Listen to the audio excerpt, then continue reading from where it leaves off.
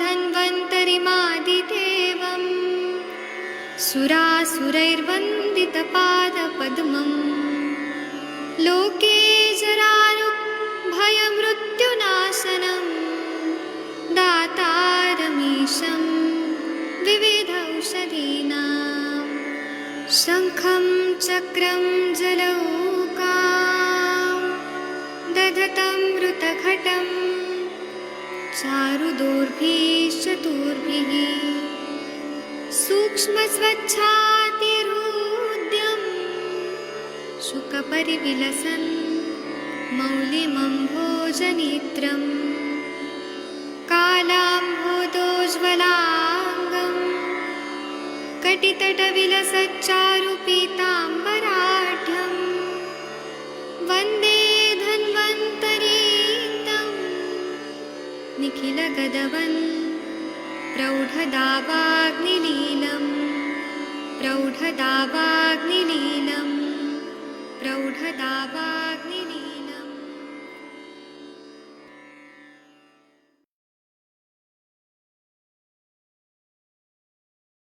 प्रणाम सभी लोग को। मैं वैद्य अरविंद पाठक आप सभी लोग का स्वागत करता हूं। सभी लोग को कोटि कोटि प्रणाम करता हूं।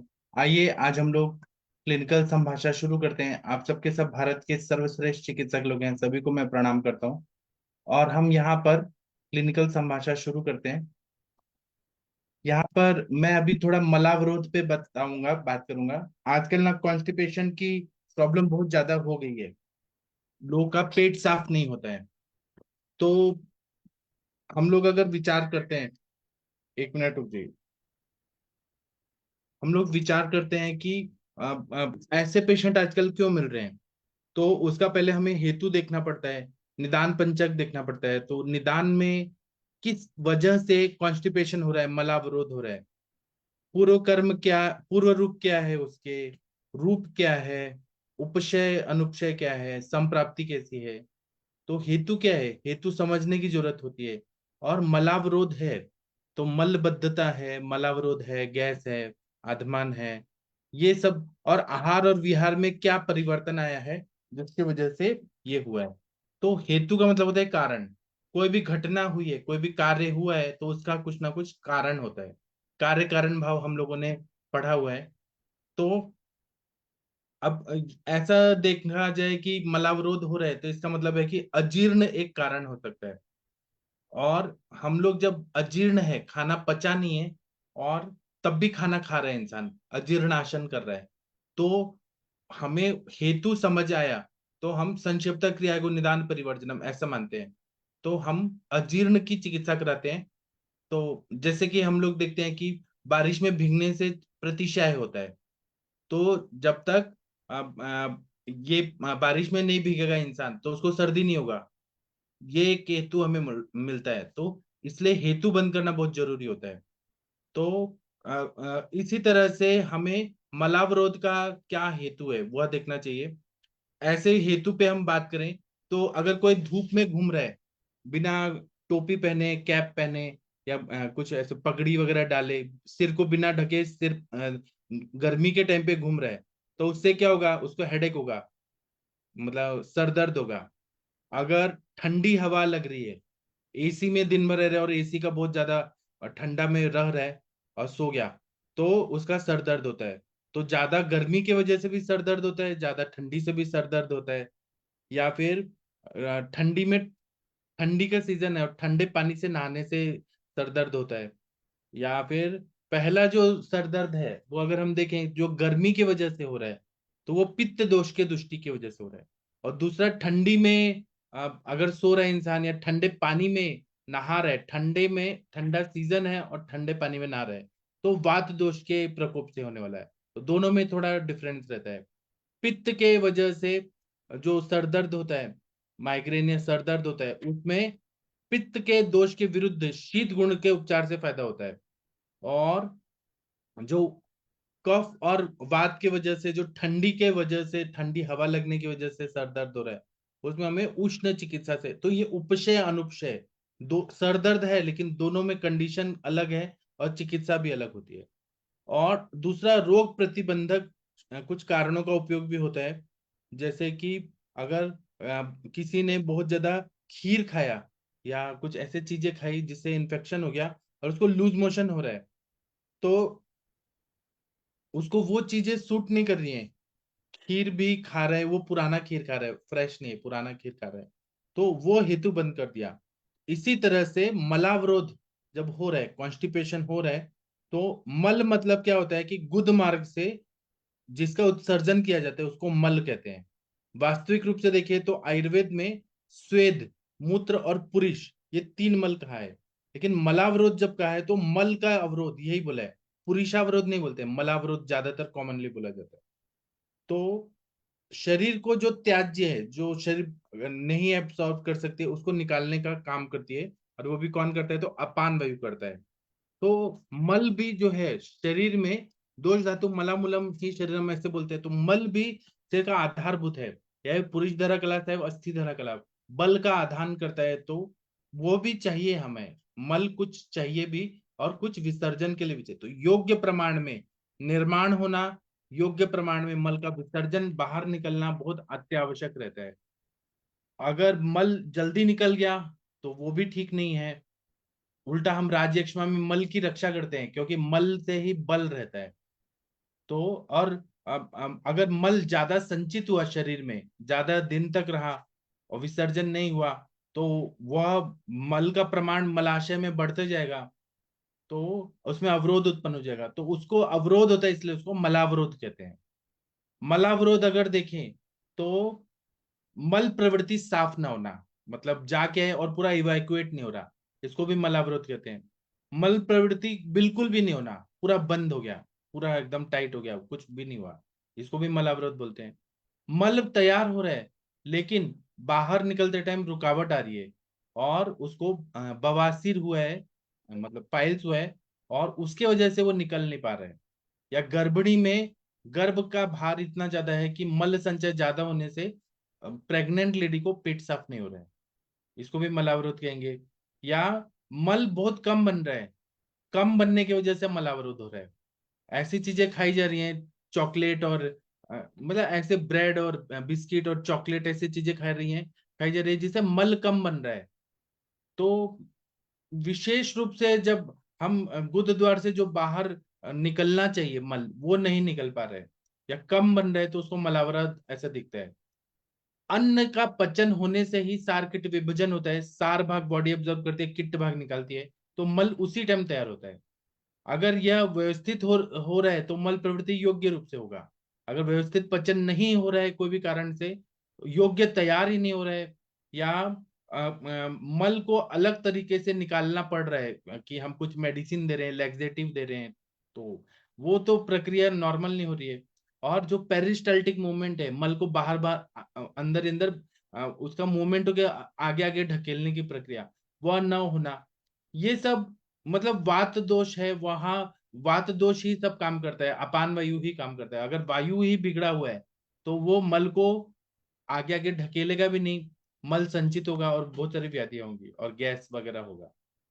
इन सब का हम लोग देखें तो और शरीर कितना मेहनत कर रहा है, मनुष्य की प्रकृति कौन सी है, और देश काल परिस्थिति कैसा है, देश के हिसाब से, काल के हिसाब से आहार किस तरह से ले रहा है। अगर कोई सौराष्ट्र में जा रहा है, फॉर एग्जाम्पल सौराष्ट्र या राजस्थान में जा रहा है, जहां बहुत ज्यादा हीट है, और वहां पे वो तक्र का सेवन, छाछ का सेवन नहीं कर रहा है, तो उसका पेट साफ ही नहीं हुआ, इतनी ज्यादा हीट है, वहां पे अग्निमंद हो जाएगा। तो वहां पे तक्र चाहिए। राजस्थान में है तो उसको घी चाहिए खाने में, घी रहेगा तभी, क्योंकि रुक्ष वायु है, रेगिस्तान की वायु रुक्ष है। वैसे ही अगर कोई हिमालय प्रदेश में रह रहा है, वहां पे भूख ज्यादा लग रही है और वो कम खाना खा रहा है, प्रमिताशन कर रहा है, बहुत कम खा रहा है, नपातुला भोजन कर रहा है, तो उसको फिर बीमारी होगी, क्योंकि अग्नि प्रदीप्त है वहां ठंडियों में, हिली एरिया में है। कोस्टल एरिया में है तो वहां की भूमि जो है वो क्षारीय है, मतलब समुद्र के किनारे है, तो वहाँ कोई भी हो समुद्र, गुजरात का हो या फिर तमिलनाडु का हो या उड़ीसा बंगाल का हो, तटीय क्षेत्र जो है वो क्षारीय भूमि वाले हैं, तो वहां पे अम्ल रसात्मक चीजें खानी पड़ती है। तो आप लोगों ने देखा होगा कि जो दक्षिण भारत के लोग हैं, वो जो क्षारीय प्रदेश में, वो खट्टी चीजें ज्यादा खाते हैं, तो इमली, सांबर, इडली, डोसा, ये सब ज्यादा खाते हैं, क्योंकि वो क्षार को बैलेंस करना होता है, नहीं तो शरीर में तकलीफ हो जाएगी। तो इसीलिए हमें देश और काल कौन सा है, मतलब ठंडी का सीजन है या गर्मी का सीजन है, बारिश का है, वसंत का है, कौन सा सीजन है, वो हमें देखना पड़ता है। और उस हिसाब से उसका आहार और विहार कैसा है। तो और हमारे आयुर्वेद में तो ऋतुचर्या बोला है, हर सीजन के लिए ऋतु के चर्या बोला है। और दूसरा ऋतु आ रहा है तो उसके ऋतु संधि काल में भी वो चर्या बदलनी है, ऐसा बताया गया है। तो फिर स्वस्थ रहते हैं। अगर कोई गर्मी में भी उतना ही खाना खा रहा है जितना हेमंत ऋतु में खा रहा है तो उसको तकलीफ होगी। और ग्रीष्म में कम खाना खा रहा है और हेमंत में उतना ही कम खा रहे हैं तो तकलीफ होगी। अगर दही खाने को ग्रीष्म में अलाउ किया गया है और लेकिन वो हेमंत में भी खाए, वसंत में खाए, तो बीमारी होगा। तो हर सीजन में अलग अलग चीजें बताइए। मतलब देश और काल के परिस्थिति के अनुसार आहार का भी कितना खाना चाहिए, और उसके साथ में किस तरह से हमें विहारात्मक मतलब मानसिक और शारीरिक कितना मेहनत करना चाहिए, कितना सोना चाहिए, कितना नहीं सोना चाहिए, वो सब हमें देखना पड़ता है। तो हमें आहार में अगर देखें कि मलावरोध के क्या कारण होते हैं, तो एक तो फाइबर युक्त आहार का सेवन न करना, और बिना टाइम बे टाइम खाना, जब भूख लगी है तब खाना ना खाना, जब अग्नि मंद हो जाती है तब खाना खाना, या बिना भूख के ही टाइम हो गया इसलिए खा रहे हैं, सुबह 7 बजे खाना है तो खा रहे हैं। इसके वजह से अन्न पचन करने का जो पाचक पित्त है वह अपना कार्य नहीं कर पाता है, और सार के विभाजन नहीं हो पाता है, अजीर्ण या सामता होती है, और उससे मलावरोध होता है। उसी तरह से अध्यशन, खाना खाया अभी, सुबह 7 बजे खाया, फिर 9 बजे खाया, फिर 10 बजे खाया, फिर 11 बजे खाया, फिर 12 बजे खाया, हर बार जो खा रहे हैं, तो बार बार खाना, इसको अध्यशन बोलते हैं। टाइम गैप नहीं रख रहे, पचन क्रिया के लिए टाइम नहीं रख रहे, अध्यशन से भी मलावरोध होता है। पचने में बहुत हैवी चीज खा रहे हैं और बार बार खा रहे हैं, जड़ पदार्थ खा रहे हैं, मिठाई या मीठा चीजें बहुत खा रहे हैं जो गरिष्ठ चीजें हैं, नॉनवेज भी बहुत ज्यादा खा रहे हैं, ओवर। और अलग अलग पकवान को खा रहे हैं, पोहा भी खा रहे हैं, मतलब और हलवा भी खा रहे हैं, हैवी चीजें खा रहे हैं बहुत ज्यादा। या फिर खाने में रुक्ष चीजें खा रहे हैं, सूखी चीजें खा रहे हैं, या जैसे कि रोटी भी खा रहे हैं तो सूखा खा रहे हैं, चटनी खा रहे हैं बहुत तीखा खा रहे हैं, वातवर्धक चीजें खा रहे हैं, या स्प्राउटेड चीजें खा रहे हैं और घी का सेवन नहीं कर रहे हैं। उसी तरह से तीखा चीज जो है, लहसुन का प्रयोग, अदरक का प्रयोग, और चटनी, हरी मिर्ची, लाल मिर्ची बहुत ज्यादा खा रहे हैं, तो इससे भी कॉन्स्टिपेशन होता है, क्योंकि वायु का प्रकोप होगा और मलावरोध होगा। तेल वाला चीज बार बार खाना है, जो पकोड़े या तेल में जो डीप फ्राइड रहता है, तेल ज्यादा डाल के अगर खा रहे हैं तो तेल भी पचता नहीं है और उससे भी कॉन्स्टिपेशन होता है। जितना साथ में है उतना ही तेल खाना चाहिए हर इंसान के लिए, अपना अलग अलग प्रकृति होता है। अगर तेल प्रमाण से ज्यादा खा रहे हैं, सब्जी में भी बहुत ज्यादा तेल रह रहा है, ऐसे भी तेल वाली चीजें खा रहे हैं, तली हुई चीजें खा रहे हैं, तो उससे तकलीफ होता है। चूड़ा खा रहे हैं और मिक्सचर फरसान वगैरह ज्यादा खा रहे हैं, तो उस और जो बाहर का जंक फूड है, लोग क्या करते हैं, जाके वड़ा पाव खा लेते हैं, समोसा खा लेते हैं, चाट खा लेते हैं, पानी पूरी खाते हैं, तो उसके बाद भी उनका मन तृप्त नहीं होता है, तो वो बाहर खाते ही रहते हैं, फिर घर पे भी आके खा लेते हैं।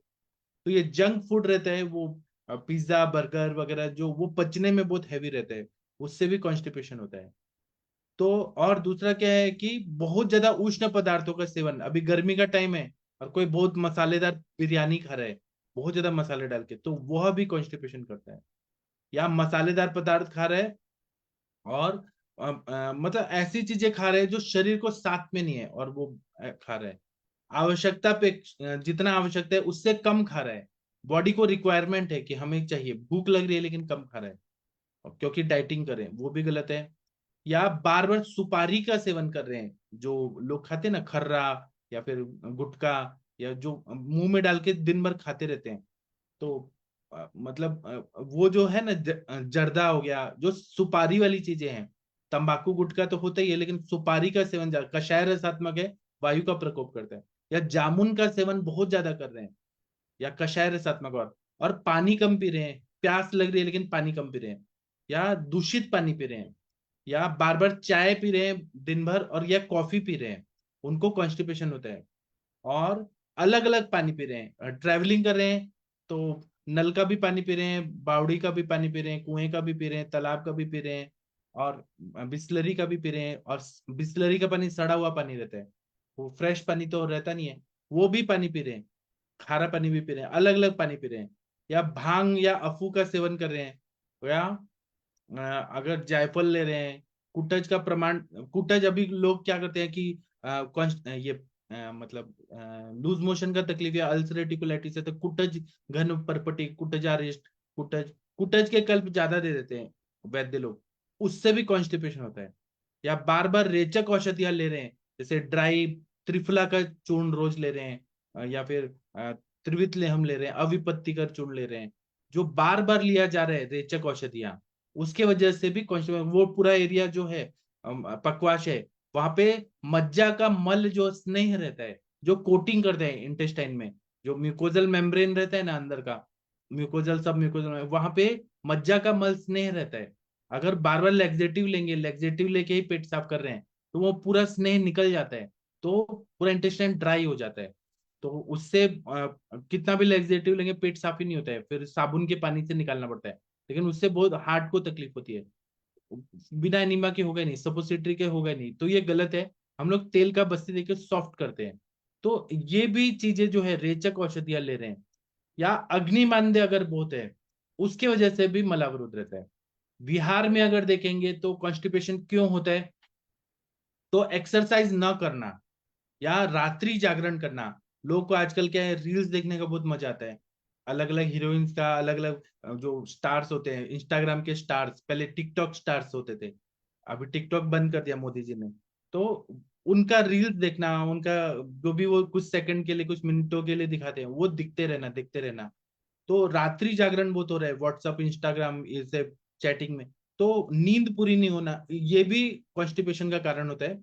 और दिन में सोना, दिन में सो गए, रात को सो गए, दिन में सो गए, तो दिन में सोने से भी कॉन्स्टिपेशन होता है, पेट साफ नहीं होता है। या मेहनत बिल्कुल नहीं करना, सुखी जीवन बिताना, कि हर समय आराम से एसी में रह रहे हैं, थोड़ा भी वॉकिंग नहीं कर रहे हैं, सुबह उठ रहे हैं, खा रहे हैं, फिर सो जा रहे हैं, फिर उठ रहे हैं, फिर खा रहे हैं, फिर सो जा रहे हैं। तो यह भी, जहाँ पे एक्सरसाइज नहीं है, वॉकिंग नहीं है, कुछ भी नहीं है, वहां पर कॉन्स्टिपेशन का तकलीफ होता है।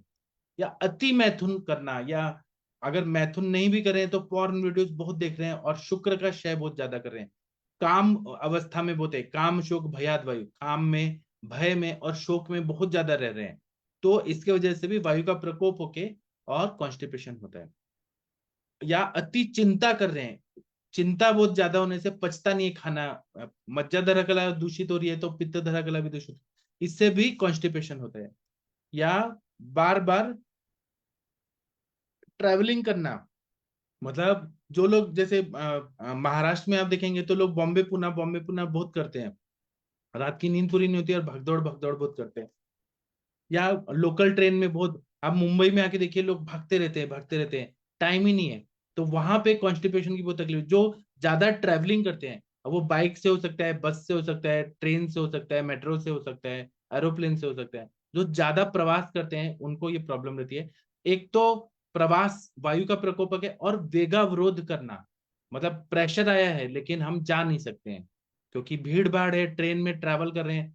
अभी आप लोगों ने देखा होगा कि जो त्योहार रहते हैं, जैसे फॉर एग्जांपल छठ पूजा वगैरह रहता है, तो लोग, या ईद रहता है, तो लोग क्या करते हैं कि ट्रेन में पूरा पैक होके जाते हैं, तो जनरल बोगी में बैठ जाते हैं मजदूर वर्ग, उनके पास पैसा भी नहीं होता है, तो पूरा बोगी भरा हुआ है, और वॉशरूम जाना है लेकिन जा ही नहीं सकते हैं, लज्जा के वश या भीड़ भाड़ के वजह से, तो वेग का विरोध करते हैं, उससे भी कॉन्स्टिपेशन बहुत होता है, वायु का प्रकोप होता है।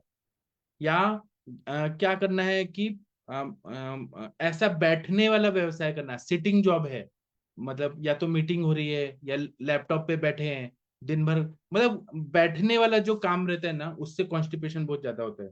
और भय अगर है, एंग्जाइटी बहुत है, अभी शेयर मार्केट कितना डाउन हो रहा है, वो ट्रम्प ने टैरिफ लगा दिया, तो बहुत सारे लोग के पैसे डूब रहे हैं, तो भय, एंग्जाइटी, व्याकुलता, बेचैनी, रात रात भर नींद नहीं आ रही है कि हमारा पैसा डूब गया है, मेहनत का पैसा डूब गया है, शेयर डूब रहे हैं, वो भय और व्याकुलता, इसके वजह से कॉन्स्टिपेशन होता है।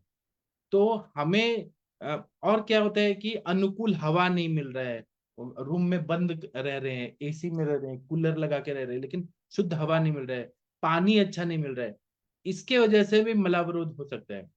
सूर्य सनलाइट नहीं ले रहे हैं, उससे भी और क्या है कि लाइफ एकदम कृत्रिम रूप से रह रहे हैं कि थोड़ा भी गर्मी नहीं सहन करना, थोड़ा पसीना सहन नहीं करना, हमेशा ठंडे में रहना है। उसके वजह से कॉन्स्टिपेशन होता है, मलावरोध रहता है। और गुटखा लोग जो खा रहे हैं, तंबाकू खा रहे हैं, तो उससे बहुत ज्यादा हीट होती है और उसके वजह से रुक्षता बढ़ती है। और कुछ लोग बोलते हैं कि हम लोग तंबाकू खाते हैं, चाय कॉफी पीते हैं तो प्रेशर आता है। मतलब एक तरह से माइंड को ऐसा प्रोग्राम कर दिया है कि गुटखा खाएंगे तभी वॉशरूम जाएंगे, चाय पियेंगे तभी जाएंगे, पानी पियेंगे 4 गिलास तभी वॉशरूम जाएंगे। ये सब चीज मलावरोध का कारण होती है। साइकोलॉजिकल भी इफेक्ट है और शरीर को भी विकृत कर दिया गया है। तो मलावरोध की वजह से और क्या क्या चीज होता है, तो पेट में दर्द होता है। अगर पेट साफ नहीं हुआ तो पेट में दर्द होगा, उदावत होगा, अर्श व्याधि होगा।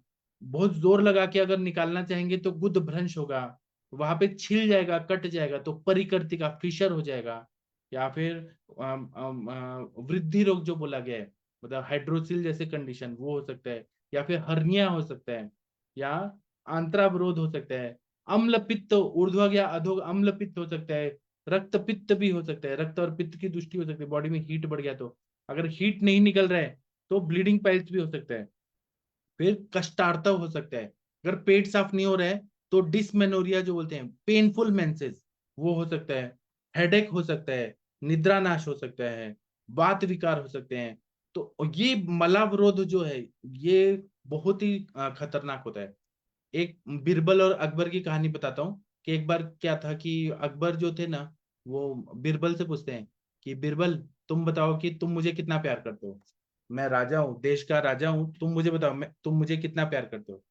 तो बीरबल ने कहा कि मैं आपको इतना प्यार करता हूँ, इतना प्यार करता हूँ जितना अगर कोई वॉशरूम जाके आता है, पेट साफ करके आता है, उतना प्यार करता हूँ। तो उन्होंने कहा कि बिरबल को कैद करो, ये ऐसे कैसे बोल रहे हैं। तो फिर वो अकबर न शिकार खेलने के लिए जाता है, तो उसको बहुत जोर से प्रेशर आता है। तो फिर उसको कहीं जगह नहीं मिल रहा होता है, ना पानी मिल रहा होता है, ना कुछ मिल रहा होता है। फिर उसको बाद में कहीं तो नदी का स्तोत्र मिलता है, वहां उसका पेट साफ करता है। तो फिर उसको बिरबल की याद आती है कि कितना सुकून मिला कि पेट साफ हो गया। तो उसने फिर बिरबल को मुक्त करा दिया। तो उतना आनंद जो होता है, आत्मा की तृप्ति हो जाती है, शरीर से सब रिलैक्स हो जाता है। तो ये सच बात है कि मलावरोध जो है ये बहुत बड़ा बीमारी है और लक्षण है, व्याधि है। तो इसको हमें जरूर ध्यान रखना चाहिए। अभी मैं और भी कुछ बोलूंगा, लेकिन मैं आप लोगों का कुछ सुनना चाहता हूँ।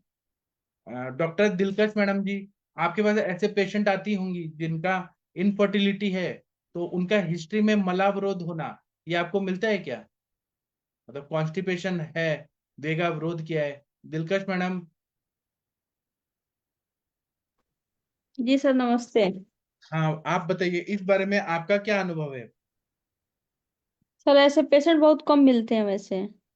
मतलब क्या कि वो मलावरोध है या वेग अवरोध कर रहे हैं तो उनको इनफर्टिलिटी हाँ, है? वेग अवरोध कर रहे हैं, हाँ तो इनफर्टिलिटी है, लेकिन मला अवरोध में ऐसा मिलता नहीं कंप्लेंट। सबका बोलता है कि पेट सही है, पेट में कोई पेट सही है दिक्कत लेकिन नहीं है। पूरा खुल के साफ होता है क्या? हाँ, कोई कोई पेशेंट का कंप्लेंट आता है कि नहीं होता है। हाँ, तो है ना, वो भी एक हेतु है ना हाँ इनफर्टिलिटी। हाँ। जी सर। हाँ, या खून की बीमारियां या स्किन की बीमारियां होती है ना कॉन्स्टिपेशन से। जी जी, होती है। हाँ, तो ये आप लोग ने देखा होगा ये चीजें और खुद भी कभी महसूस किया होगा कि कभी ऐसा हैवी चीज खा लिया, पेट साफ नहीं हुआ तो पूरा दिन खराब जाता है। हाँ सर, अभी रमजान के बाद हम लोग का वैसे ही है। क्या हो रहा है अचानक आपको? रोजा खत्म होने के बाद पेट अजीब सा भारीपन, कुछ भी खाओ तो लग रहा है। तो मतलब जैसे रोजा खत्म हुआ है उसके बाद से। मतलब क्या हो गया, मतलब क्यों हो रहा है, क्या होता है? सर, अब पूरे दिन रमजान में रोजा में पूरे दिन खाना नहीं खाना होता है, हाँ। और शाम को लेना होता है जो भी लेना है। हाँ, और उस अभी टाइम पे पेट जैसे, साफ होता था क्या रमजान के टाइम पे? हाँ बहुत बढ़िया। बाकी बीमारियां भी सही थी। सर, मेरा थायराइड रमजान से पहले 7.45 ऐसे था, 8 के आसपास। और हम्म। रमजान के बाद मैंने चेक करवाया तीसरे दिन, तो अभी 5.5 है, को बिना किसी मेडिसिन के नॉर्मल आ गया है। मतलब रमजान में लंघन होता है और हाँ, माइंड भी अच्छा रहता है तो नॉर्मल हो जाता है। बिल्कुल नॉर्मल हो गया है अभी। जी।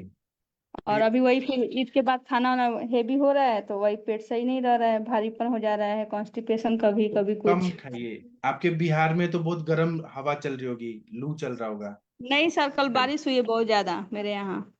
अच्छा, जो भी है अभी कम तो खाना खाइए, क्योंकि अभी 1 महीना वैसे किया, बॉडी का बायोलॉजिकल साइकिल अलग हो गया, उसके बाद में जी आप जी। जो भी खा रहे हैं हैवी हो रहा है बॉडी के लिए। हाँ, तो दिक्कत आ रही है अभी। लूज मोशन वगैरह भी पेशेंट में बढ़ गया है हाँ ईद के बाद से ही।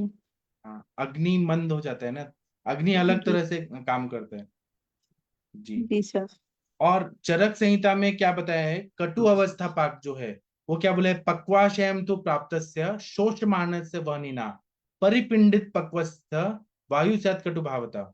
मतलब पक्वाशय में प्राप्त होने के बाद शोष्यमान्य वहनी का कार्य होता है, और मल को परिपिंडित रूप से होता है, और कटु अवस्था पाक होता है, और वायु की उत्पत्ति हो जाती है। तो आमाशय पच्यमानाशय में पाक करके आहार रस निकल कर कटु भाव को प्राप्त हो जाता है, अर्थात जो अल्प आहार रस युक्त कर दिया जाता है, ऐसे आहार पक्वाशय में पहुंच जाता है। वहां पे अग्नि जो रहती है वो शोष्यमान होकर मल को पिंडित रूप में करती है, और जितना उसमें द्रवता है वो सब चीज अब्जॉर्ब होने लगता है। और ऐसा बताते हैं कि कदली फल जो रहता है, मज्जावत गोल या बिना किसी प्रमाण के बंधा हुआ प्रकृति नियम मार्ग से उत्सर्जित होता है मल, अपने आप वो निकलता है गांठ गांठ होके नॉर्मल।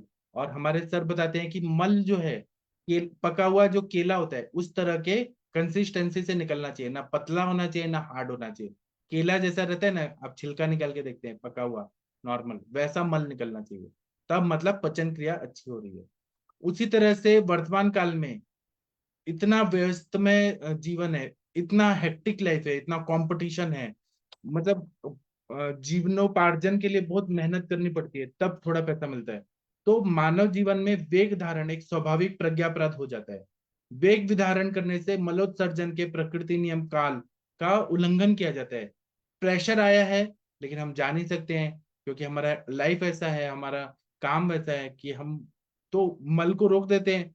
तो मल को रोकने से क्या होता है कि अपान वायु और वहां की नाड़ी चक्र जो है प्लेक्सिस, वो सब विकृत हो जाती है। अपान वायु की विकृति से अनुलोम गति नहीं मिलती है, तो प्रतिलोम गति, उल्टे डायरेक्शन में गति होती है, जिससे मल भी प्रवृत्त नहीं होकर पुनः स्थूलांतर में चला जाता है।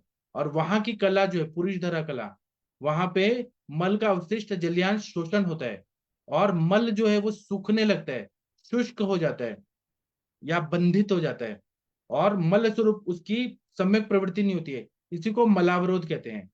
और अगर हम लोग देखें, वस्तुतः इसका स्वतंत्र वर्णन नहीं किया गया है, लेकिन रोगों के कारणों में वात के नानात्मक विकारों में, 80 विकारों में कुछ कुछ चीजें बताई, जैसे गाढ़ विडकता, विट है गाढ़ विटकता, या फिर विड ग्रह, विबंध, शकृत ग्रह, ग्रह मतलब ऑब्स्ट्रक्शन, कोष्ठबद्धता, ऐसे बहुत सारे नाम उल्लेखित हैं हमारे ग्रंथों में, लेकिन एक बड़ा व्याधि नहीं बोला है। आज के जमाने में ये प्रॉब्लम है, लेकिन वो लक्षणात्मक स्वरूप में बताया है। इसी तरह से बताया है कि आ, वंशमिति दोषाणाम परस्पर अग्र अधित्व में के धातु मूत्र पुरुषादि नाम अप्रवृत्ति रूपम विबंध माहु। मतलब दोषों का परस्पर कुपित होना या वात मूत्र पुरुष प्रवृत्ति की अप्रवृत्ति को विविध कहा गया है। प्राचीन जो ऋषि मुनि थे, उन्होंने एक और शब्द बोला है, आनाह। आनाह की शब्द की मतलब क्या है कि असमन्तात नह्यते बद्धते अवरुद्धते वामलस्य वायुश्च मार्गो यस्मिन रोगे स अनाहा। मतलब वो क्या, मल जो होता है वो बंध जाता है, अवरुद्ध हो जाता है, और वहां पे वायु भी जो है वो बंध जाता है, अवरुद्ध हो जाता है। वायु और मल दोनों का कार्य जब रुक जाता है तो पेट फूल जाता है, उसको हम अनाह बोलते हैं। वहां पे साम मल भी रहता है, उसको अनाह बोलते हैं। और एक होता है आटोप, पेट में गुड़ गुड़ गुड़ गुड़ होना, गुड़गुड़ाहट युक्त तो रहता है, उसको आटोप बोलते हैं। उदावर्त होता है, वो तो और ज्यादा डेंजरस, वो तो वेग अवरोध करने की वजह से वायु गुब्बारे की तरह ऊपर फुला देते हैं, उसको उदावर्त बोलते हैं। वहां पे डायफ्राम रहता है, वो भी ऊपर चला जाता है बहुत। इस तरह से वेग विधारण से मलावरोध तक अगर हम लोग देखें तो संपूर्ण शरीर पर इसका दुष्परिणाम होता है। जिस प्रकार एक भट्टी या चूल्हा में राख को नहीं निकाला, तो आप जैसे चूल्हा है या भट्टी है, वहां राख बची हुई है, उसको आपने साफ नहीं किया, तो वो क्या, अच्छी तरह से उसमें कोई भी वस्तु डालेंगे तो वो अपना कार्य नहीं कर पाएगी, वहां पे अग्नि फिर से प्रज्वलित अच्छे से नहीं पाएगी, क्योंकि राख भरा हुआ है, वहां पे कचरा जमा है। वैसे मलावरोध होने की वजह से शरीर में अन्न का सम्यक शोषण और पाचन ये सब हो ही नहीं सकता है उससे, और मल संचित है तो व्याधियों का प्रादुर्भाव होता है। इसीलिए वाग्भटाचार्य जी क्या बोलते हैं, सर्वेपि रोगा जायन्ते वेगोदीरण धारणे। सारे रोग जो होते हैं वो वेगों को जबरदस्ती निकालने से या धारण करने रोकने से होते हैं। वेगों को जबरदस्ती भी नहीं निकालना चाहिए। अभी जैसे कि टीवी सीरियल में आप लोगों ने देखा होगा, सास बहू के सीरियल में वो आंखों में ग्लिसरीन लगा के हीरोइंस लोग रोती हैं, वेगों को जबरदस्ती अश्रु वेग को निकाल रही हैं, क्योंकि उनको सैड सीन करना है, रोना है जबरदस्ती। तो उनको बहुत सारी बीमारियां रहती है, मानसिक बीमारियां, हेडेक रहता है, हार्ट की बीमारियां रहती है, बीपी का प्रॉब्लम रहता है, क्योंकि जबरदस्ती दिन भर रोने का काम है, घंटों घंटों रोने का काम है।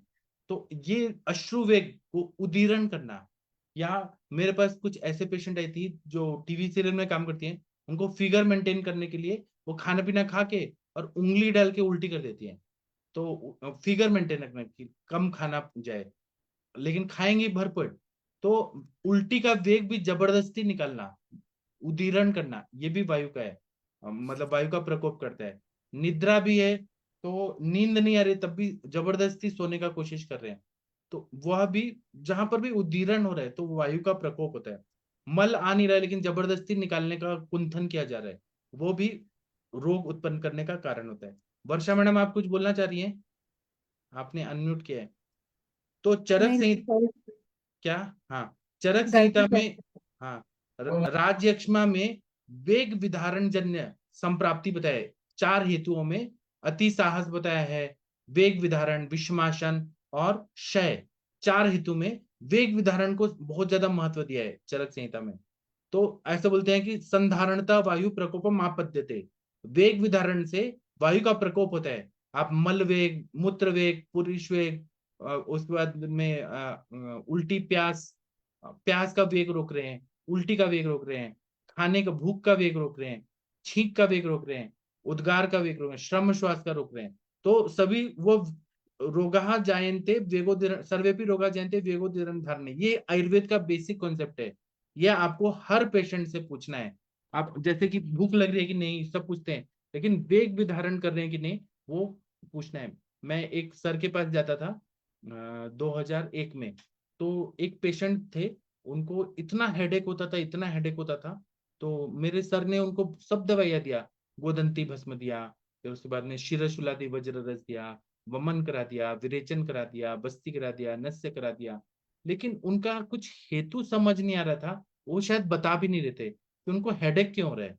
उन्होंने मेरे सर ने हर चीज का उपाय कर लिया। तो फिर बाद में उनका फिर मेरे 3-4 महीना इलाज चला, लेकिन वो ठीक ही नहीं हो पा रहे थे, हेडेक कंटिन्यू रह रहा था, और वो मेरे सर को भी नहीं छोड़े थे, जमदग्नि सर नहीं, दूसरे एक सर के पास। तो फिर वो सर ने उनका पूछा, पूरा एक दिन बिठाया, और हम लोग भी थे क्लिनिक में। तो सर ने पूरा स्टेप बाय स्टेप पूछा कि आप क्या करते हैं, कितना बजे सोते हैं, क्या करते हैं। तो ऐसा पता चला कि पुणे में ला मेरिडियन जो होटल है, 5 स्टार होटल है, उसके वो मैनेजर थे। तो वहां पे लड़कियां आती थी, डांस करती थी। पेज 3 वाली जो होता है ना, जो पुणे टाइम्स में जो आते हैं डांस वगैरह, तो वहां पे उत्तेजना वाला चीजें देख देख के उनको शुक्र वेग आता था, और शुक्र वेग का धारण करते थे वो। और उसके शुक्र वेग का धारण जितना करेंगे उतना वो वायु का प्रकोप होकर हेडेक हो रहा था। ये हेतु मिला शुक्र वेग धारण करने के। तो मेरे सर ने कहा कि आप ये प्रोफेशन छोड़ दीजिए, और शुक्र वेग को धारण करने वाली जो चिकित्सा बताई वो सारा चीजें दिया, जैसे वृक्ष दवाइयां दिया, और उनको कहा कि आप, आपको प्रेशर आ रहा है शुक्र का, तो आप निकाल दीजिए, कोई बात नहीं, उसको निकलने दीजिए, और वो स्थान छोड़ दीजिए, वो प्रोफेशन छोड़ दीजिए। और सच में वैसा करने के बाद वो पेशेंट ठीक हो गया। तो कितना डेंजरस होता है, और ये कितना बेसिक चीज है कि शुक्र वेग धारण कर रहे हैं, शुक्र निकलना चाह रहे हैं, काम की इच्छा और ये वो चीजें देख देख के दिमाग में बार बार आ रहे हैं, और आप रोक रहे हैं, और वो ज्वालामुखी की तरह भड़क रहा है, और दिमाग को इतना ज्यादा हेडेक कर रहा है। वायु का गति देखिए कितना डेंजरस है। तो ऐसे और भी पेशेंट मिलते हैं। इसी तरह से अगर वायु जो है ये क्या होता है कि प्रकुपित वायु जो रहता है उसको रोग समूराहट वायु, पंगु रहने वाले जो पित्त और कफ है उनको भी वो दूषित कर देता है वायु। मतलब एक शैतान बच्चा है, वो दूसरे अपने अच्छे दोस्तों को भी शैतान बना देता है। पित्त और कफ जो है ना वो अच्छे बच्चे हैं, वो एकदम शांत है, लेकिन ये शैतान बच्चा है, उनको भी लेके जाता है कि चलो हम लोग मस्ती करेंगे। आप लोगों ने वो देखा होगा, वो जो आता है डोरेमोन, डोरेमोन में एक वो मोटा बच्चा होता है, वो शैतानी करता है, तो वो सबको लेके जाता है, फिर लड़ाई झगड़ा करता है, मारपीट करता है। वैसे शैतान बच्चा दूसरे बच्चों को भी बिगाड़ देते हैं। तो पित्त और कफ है बहुत अच्छे बच्चे हैं, लेकिन वायु जो है वो बहुत ज्यादा, अगर उसको शांत रखा, उसको चॉकलेट दिया, उसको खुश रखा, तो वायु बहुत अच्छा काम करेगा। मतलब उसका जो चिकित्सा है, शैतान बच्चे को जो दिया वो अच्छा करेगा।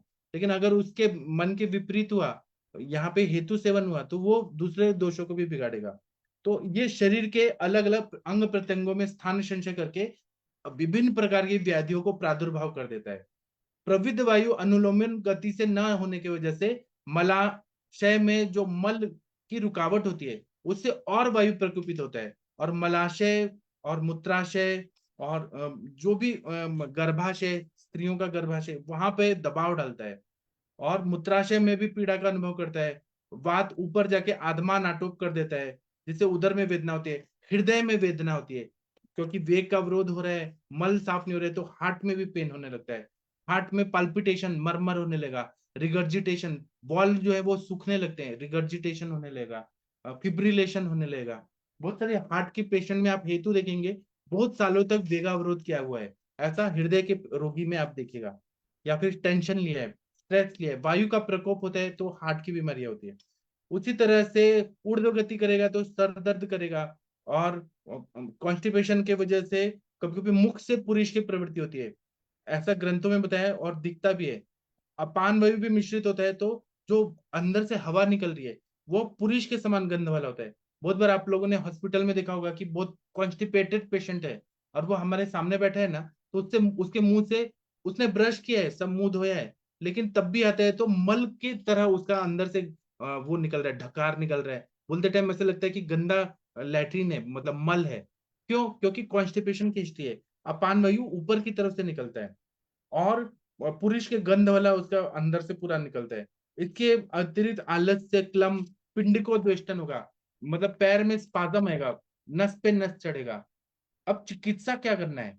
तो वात शामक प्रधान चिकित्सा करनी चाहिए। हमें हेतु पता चल गया, लक्षण पता चल गया, उसके कॉम्प्लिकेशन पता चल गए, तो हमें वात शामक चिकित्सा में स्वेदन करना है, स्नेहन स्वेदन करना है, अभ्यंग करना है, अवगाहन करना है, गुदा में बढ़ती रखना है, बस्ती कर्म करना है, प्रमाथी अन्नपान का प्रयोग करना है। प्रमाथी मतलब जो दीपन पाचन करके पूरे शरीर में, जैसे काली मिर्च है, वो दीपन पाचन भी करता है, और प्रमाथी गुण से सभी स्त्रोतों को शुद्ध करके धात्वग्नि को बढ़ाता है। ऐसा प्रमाथी अन्नपान का प्रयोग करना है।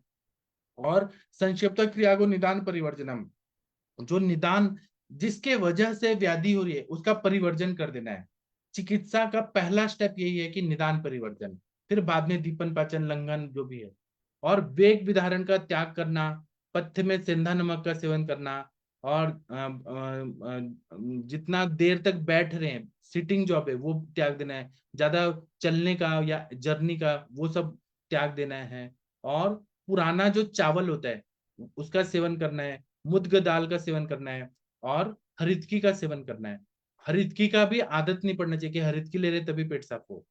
दूसरा बात है कि आप नॉर्थ इंडिया में देखेंगे, यूपी, बिहार, बंगाल, वहां पे लोग क्या करते हैं कि जो चावल आता है ना, उसको बॉईल कर लेते हैं एक बार, धान को बॉईल कर लेते हैं, फिर उसको फिर कुटवाते हैं, और फिर वो चावल पका के खाया जाता है। तो वो आप पूरा भर प्लेट भी खा लेंगे ना चावल, तो पच जाता है। ये पहले के जमाने में होता था। महेंद्र सर को मालूम होगा, हरिहर सर को मालूम होगा, कि पहले के जमाने में लोग ऐसा ही चावल खाते थे, कि पहले खेत से कट के आया, नया चावल है, तो उसको पहले एक साल तक रख देंगे, और उसके बाद में उसको बॉईल कर देंगे।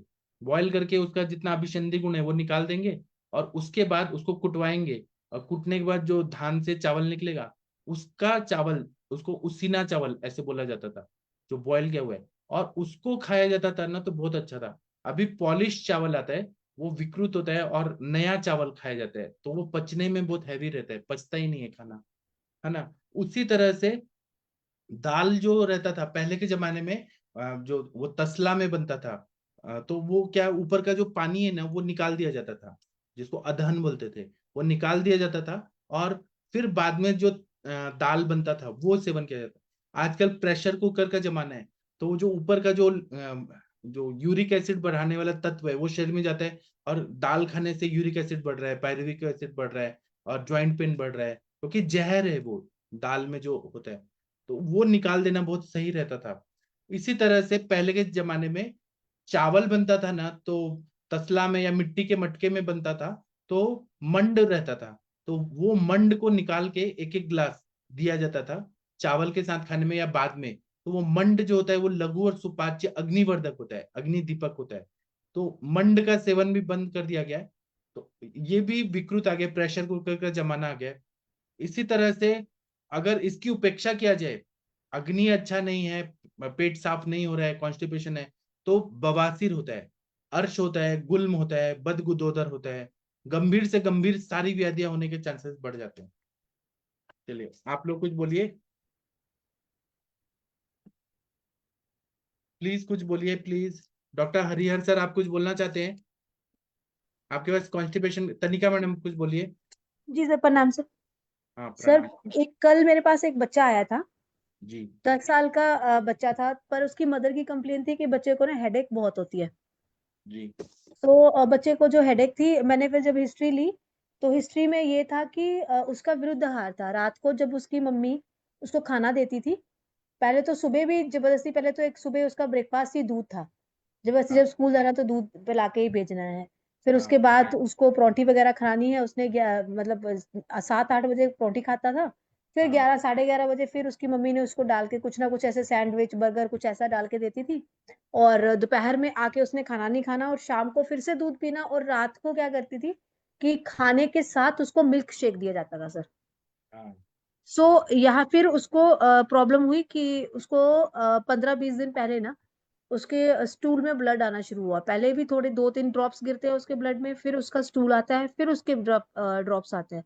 सो जब हिस्ट्री ली गई तो उसका रही उसको गुस्सा होता है, इरिटेट बहुत ज्यादा हो जाता है, बहुत ज्यादा ही गुस्सा आ जाता है, फिर वो कई बार एग्रेसिव होना शुरू हो जाता है। तो फिर उसके हेडेक भी यही थी, फिर गैस बनती थी उसके पेट में, गैस्ट्राइटिस। तो मुझे जो सारे लक्षण लगे वो पित्तज ग्रहणी के लगे। हम्म, तो डॉक्टर्स ने उसका डायग्नोज डायसेंट्री बनाया हुआ था। बट हिस्ट्री यही थी कि उसने विरुद्धाहार, मतलब ये जो मिल्क शेक वगैरह जितने भी है, पहले उसका पेट बिल्कुल साफ नहीं होता था, कॉन्स्टिपेशन रहता था। फिर उसने 3-3 बार उसको दूध देना शुरू किया, और साथ में उसको ये मिल्क शेक देना शुरू किया। तो उसके वजह से, ये विरुद्धाहार की वजह से उसको ये चीजें होनी शुरू हुई। हम्म। तो अभी तो सर मैंने अभी स्टार्ट किया है, जैसे सूचे का रस वगैरह, आरोग्यवर्धनी वटी वगैरह, शंख वटी वगैरह स्टार्ट की है। सो अभी कल उसको ट्रीटमेंट शुरू किया है दीपन पाचन के साथ। तो सर उसके आगे जैसे क्या कर सकते हैं हम लोग? तो यही दीपन पाचन करिए ना आप। स्तंभन देना चाहती है, ग्राही क्या देना वो दे चाहती है? दिया, मैंने दे दिया, वो उबलवादी गुटिका दे दी थी, कुटज घनवटी भी दे दी मैंने उसको साथ में, ताकि जो उसको अभी स्टूल जो आ रहा है ना वो बहुत पतला पतला आ रहा है, ब्लड के साथ आ रहा है, और थोड़ी थोड़ा म्यूकस भी आ रहा है। सो म्यूकस मुझे कफस का लगा, लेकिन बस आम था उसका, पूरा टंग ऐसे पूरा ऐसे कोटेड था, है ना। और बच्चा भी बहुत सुस्त सा लग रहा है, बहुत ज्यादा वो नहीं एक्टिव नहीं लग रहा था बच्चा ना। सो फिर मैंने उसको दे तो दिया ये सारी चीजें। तो उसके अलावा जैसे ये जहर मुरा पिष्टी वगैरह कुछ, कहरवा पिष्टी वगैरह कुछ स्टार्ट कर सकते हैं क्या हाँ उसके दे लिए? सकती है ना, पहले दीपन पाचन होने दीजिए अच्छे से फिर। अच्छा, ठीक है सर, और कुछ तो नहीं देना सर? नहीं इतना तो दीजिए, फिर देखते हैं ना क्या उपचार अनुपचार मिल रहा है, उसके हिसाब से क्या सिम्टम रहते हैं। अच्छा ठीक है सर, ठीक है, थैंक यू। ठीक है, थैंक यू। और किसी को कुछ बोलना है, पूछना है? Doctor Aqeel Ahmed ji, doctor Priyanka Pandey ji, doctor Mahajan sir, Varsha madam, doctor Harihar sir, Pradeep sir, Manjunath ji, Abhay sir, Gangwar sir, Ram ji, doctor Bhosle sir, कुछ बोलिए प्लीज। आप लोग कुछ बोलना चाहते हैं? नहीं तो मैं कॉन्स्टिपेशन को कंटिन्यू करूँ क्या? मैं कंटिन्यू उस पे, और मेरे को जोश आ गया बताने का। कभी कभी मलावरोध जो रहता है ना वो अनुवांशिक भी रहता है, क्योंकि घर में सबको कॉन्स्टिपेशन का हिस्ट्री है, और सबको कृमि का हिस्ट्री है, सबको बवासीर का प्रॉब्लम है, कॉन्स्टिपेशन है, ग्रहणी रोग है। तो क्योंकि ग्रहणी अगर देखे तो मातृजव्य आया है, तो आहार का ग्रहण योग्य ग्रहण करना, उसका रूपांतर करना, पचन करना, शोषण करना, ये सब जो समान वायु का कार्य है वो ग्रहणी में होता है। वो ग्रहणी अगर दूषित है पूरा, तो और वो क्या है, आनुवांशिक रूप से है, तो उसके वजह से बहुत प्रॉब्लम रहती है। कुछ लोग मद्यपान करते हैं, रात को उनकी नींद ही पूरी नहीं होती है, उनका शाम ही नहीं गुजरता है अगर दारू नहीं पियेंगे तो मद्यपान का जो आदत होता है उसके अनेक कारण हो सकते हैं। कभी रीति रिवाज है, जैसे अगर अच्छा कंपनी में आगे प्रमोशन चाहिए तो दारू पीना पड़ता है, या फिर मालिक को खुश करना है, पार्टी हो रहा है तो वहां पे दारू पीना पड़ता है। स्टेटस का कभी कभी सवाल होता है तो दारू पीना ही पड़ता है। जिसको नहीं पीना है वो नहीं पीता है, लेकिन जिसको पीना है वो बहाना मारता है, या दुख भूलने के लिए दारू पीना है, या फिर कभी कुछ नया चीज का हो रहा है, उद्घाटन हो रहा है या पार्टी हो रही है। जैसे इंडिया अगर कोई मैच जीत गई तो इंडिया वहां पे मैच जीती है लेकिन यहाँ पे पार्टी देना है, तो उसके वजह से।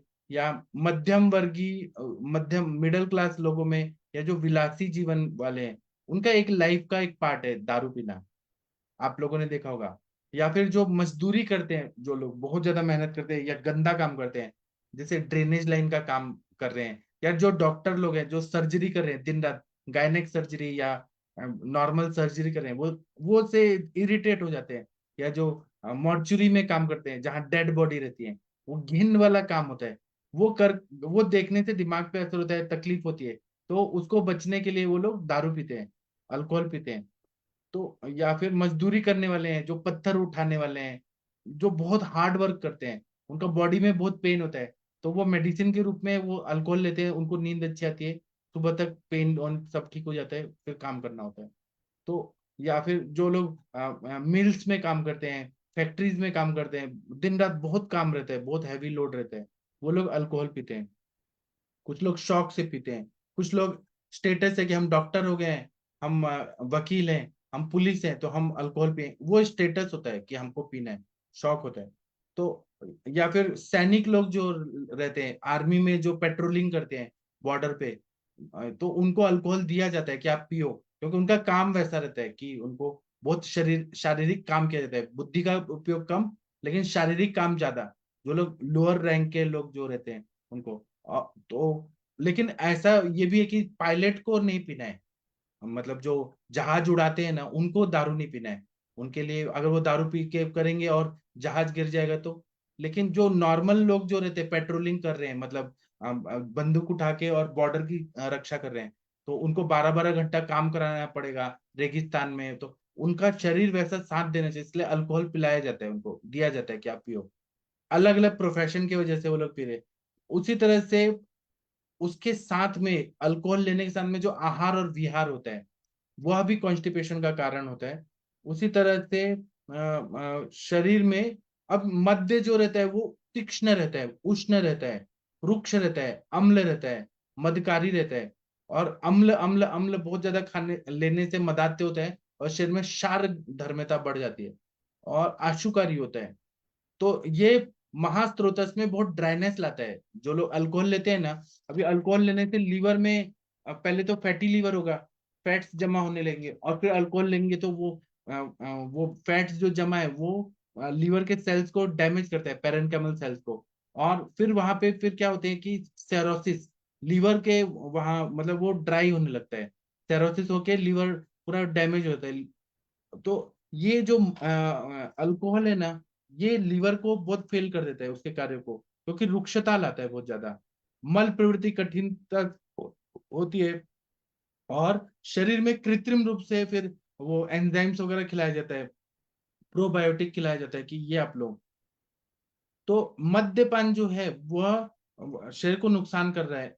और कुछ लोग मेहनत नहीं कर रहे हैं और केवल अल्कोहल ले रहे हैं, या बिना टाइम बे टाइम खाना खा रहे हैं, और फिर अच्छा खाना नहीं खा रहे हैं, सात्विक आहार नहीं खा रहे हैं, तो यकृत का कार्य मंद हो जाता है।